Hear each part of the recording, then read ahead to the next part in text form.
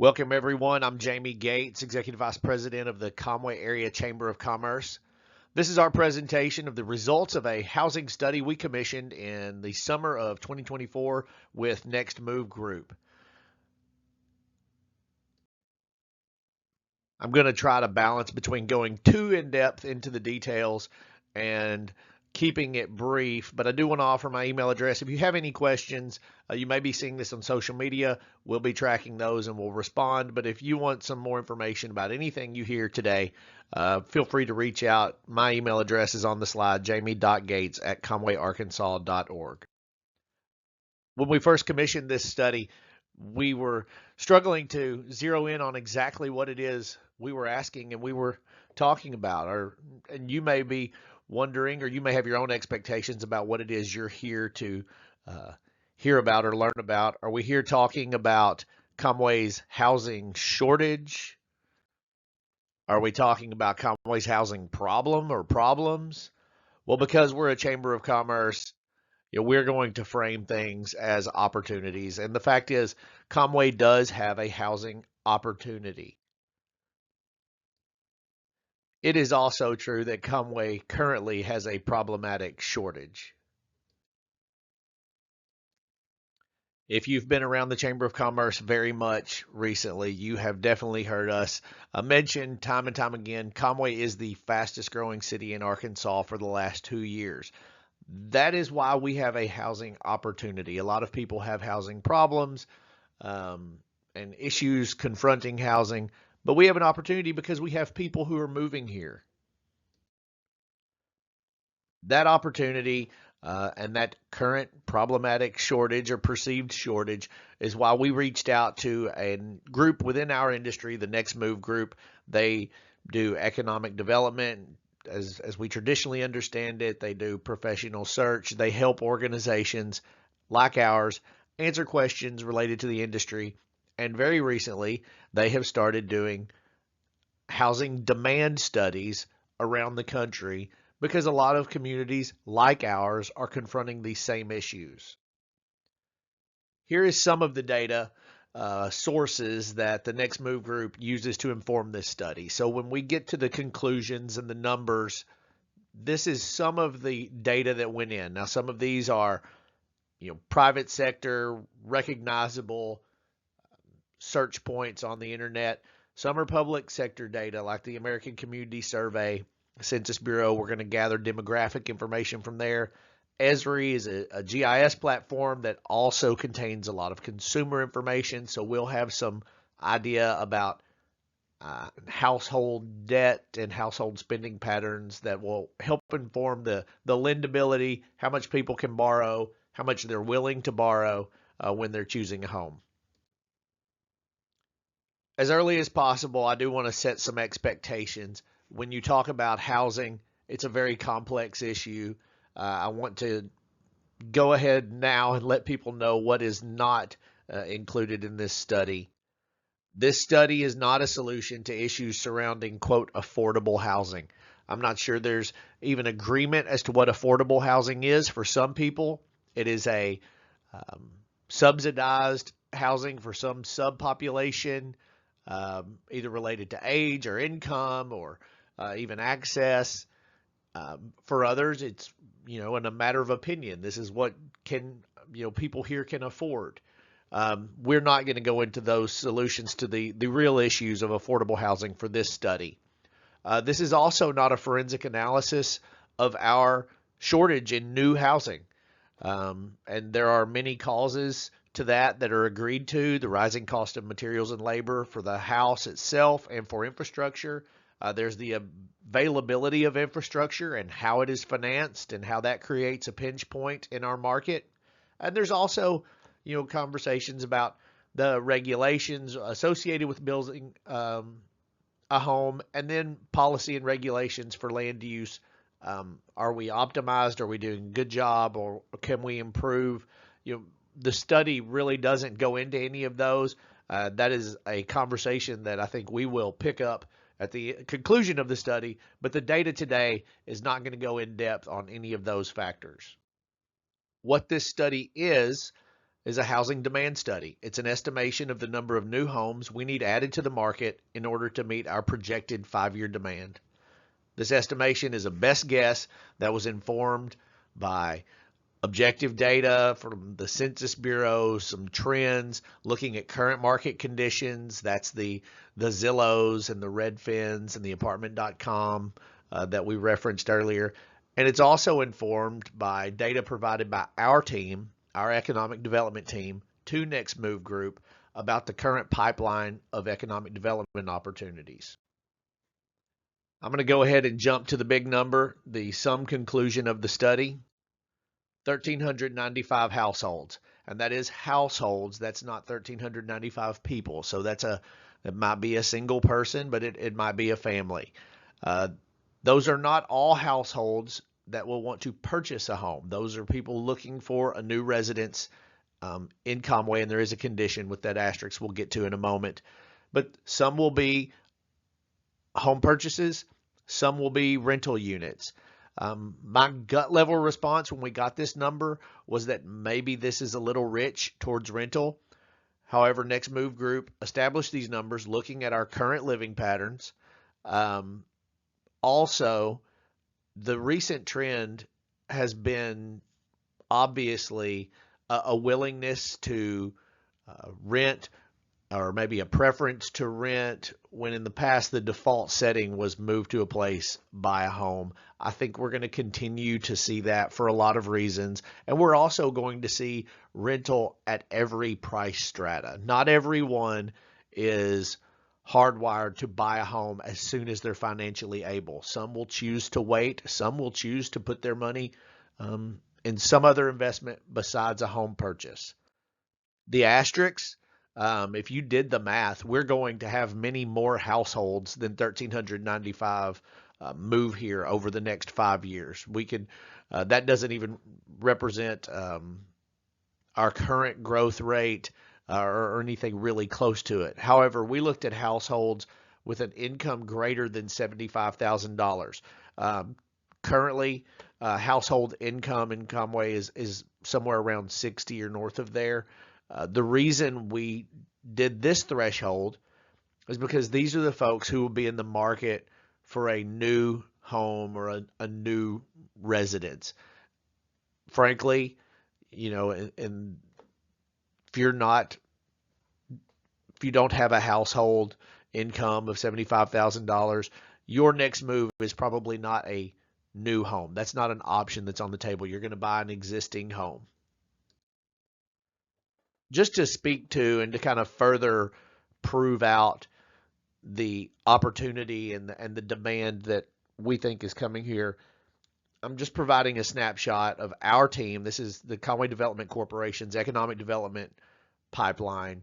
These are projects that we are working right now. The nature of our business is these projects will likely not all materialize, or they will materialize over the next few years. They certainly won't all happen, you know, in the next 12 to 24 months. But many projects that are not on this table will show up and grow on their own. Not all economic growth takes place within the traditional economic development model.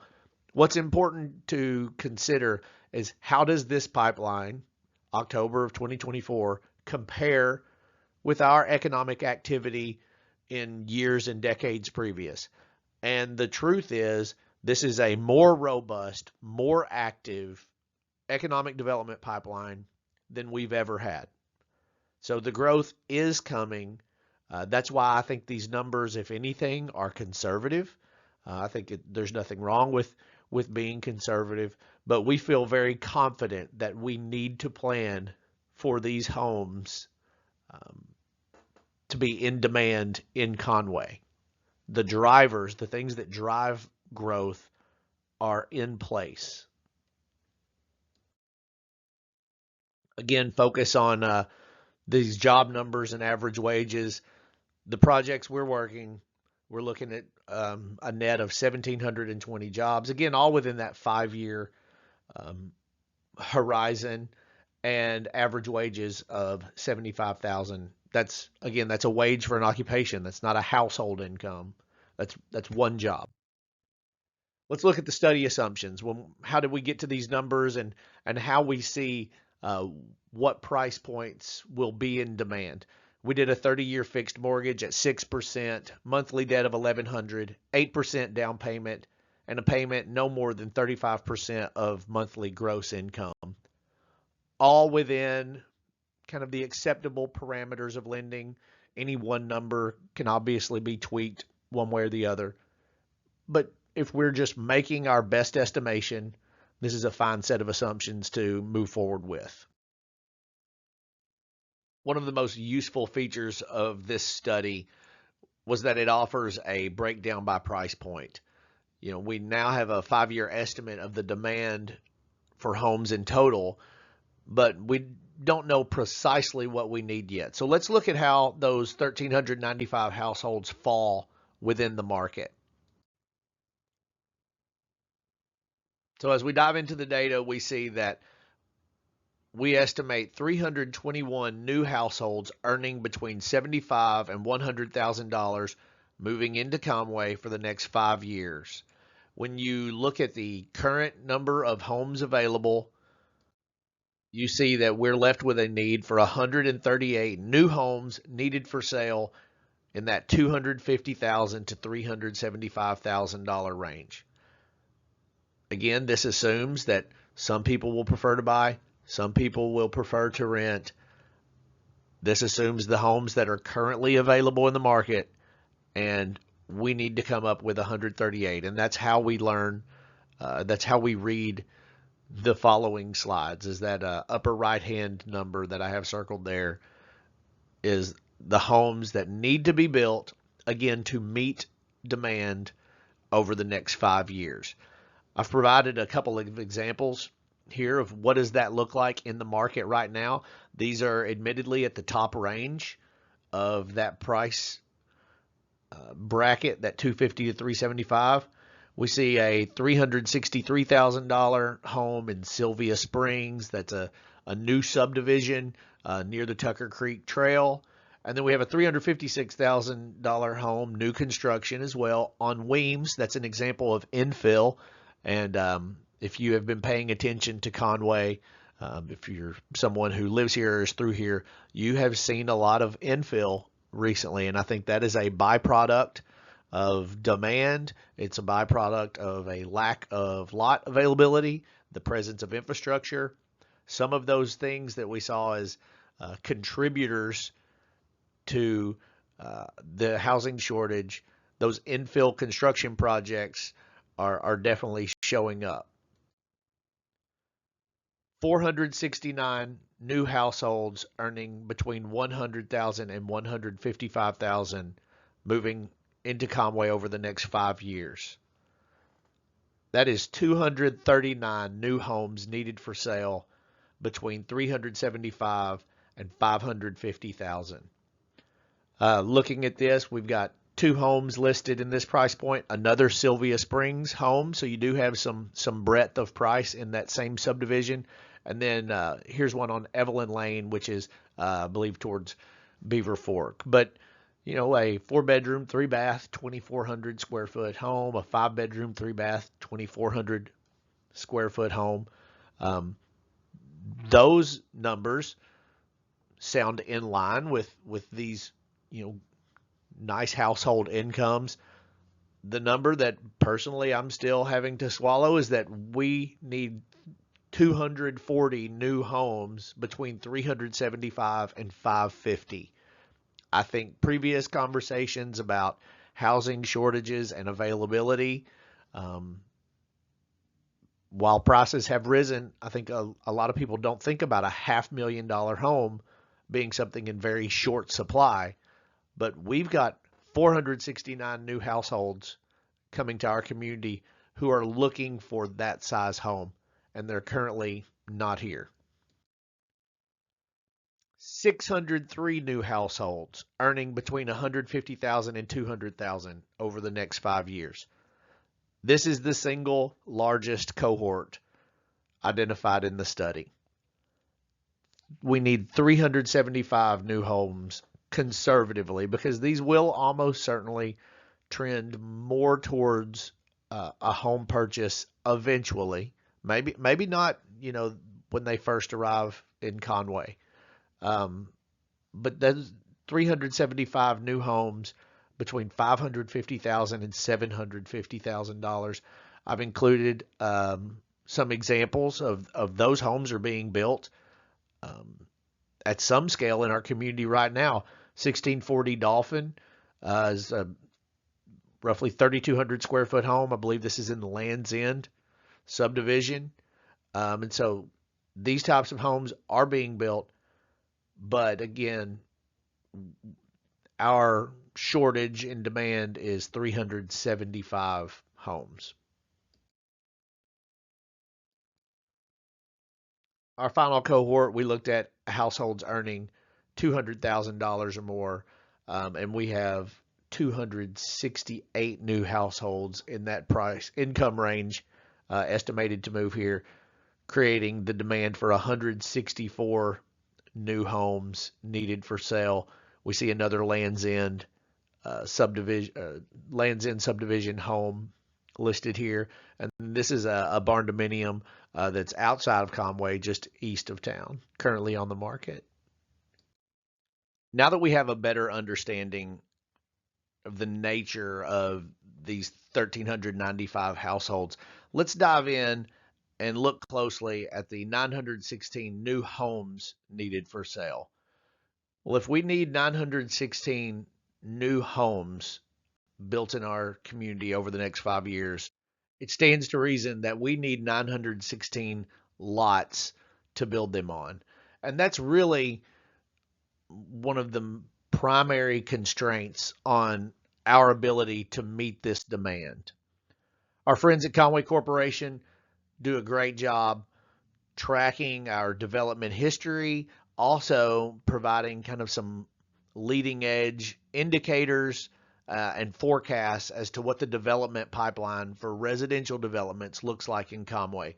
You can see here they've provided us the development pipeline going back to 2022. And so one of the first steps in the development process is a residential developer will buy or be interested in a parcel of land. They'll go to Conway Corporation and kind of evaluate the availability of, or at least the proximity of, water and wastewater. And they're trying to determine how many lots this property will yield and what it will cost to maximize the number of lots that the property can yield. So we see in 2022, one single family development for 21 lots. In 2023, we had 3 developments or subdivisions that yielded 109 single family units. I think it's safe to assume that at least 90%, if not 100% of those lots are no longer options in the market. The current market for single family residential lots in Conway, you count in 1s, 2s, and 5s. You don't even count them by the dozen. In 2024, they've currently looked at 2 single family developments with 123 lots. And then there are some very early stage conversations looking at 2025 and beyond. Some of these projects, the developer knows that they won't be bringing those lots to market in 2025. So 2025 and beyond, Conway Corp has worked with 4 developments for 314 lots. So our current development pipeline, is something like, 450 residential lots. We need another 500 lots. And those lots have to align with the demand. We can't have 500 lots that are built for or planned for homes in any one of those price points that we just went through. They need to align. So I think we're now clearly confronted with the question, what conditions stand between us and 500 new lots and 900 plus new homes? So let's go back to this slide from 24 clicks ago. The things that are between us and our 500 lots, where do we need to focus our attention? We don't need to focus on the rising costs of materials and labor. Those are market forces at work that will not be controlled or mitigated from Conway, Arkansas. We need to focus here. We do have influence, if not control, over the availability of infrastructure and how it's financed and how those costs are carried and how they eventually work their way into the price of a home. We may be doing a good job with our regulations and policy, but no one is doing so good that they can't do better. No one's perfectly optimized. On land use, we're not going to come up with more land.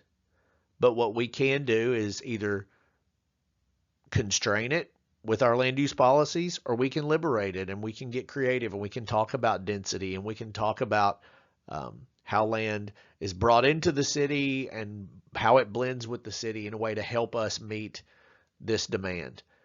I think in the coming weeks and months, you're going to see our organization, the Chamber and the Conway Development Corporation, convene everyone who has an interest in the future of residential development in Conway. We have an incredible opportunity to become the home for a lot of new people. That is a rare opportunity in this country. With growth comes challenges confronting those issues. We're the 38th fastest growing city in the country. That just means that the challenges are coming at us faster than most, and they're coming to us at a rate that we will have to communicate freely, efficiently, and well with each other so we can coordinate our response and so we can continue to grow and take advantage of the great opportunity we've been blessed with. Again, feel free to email me at jamie.gates@conwayarkansas.org. If you have any questions about this study, thank you so much for your time and interest.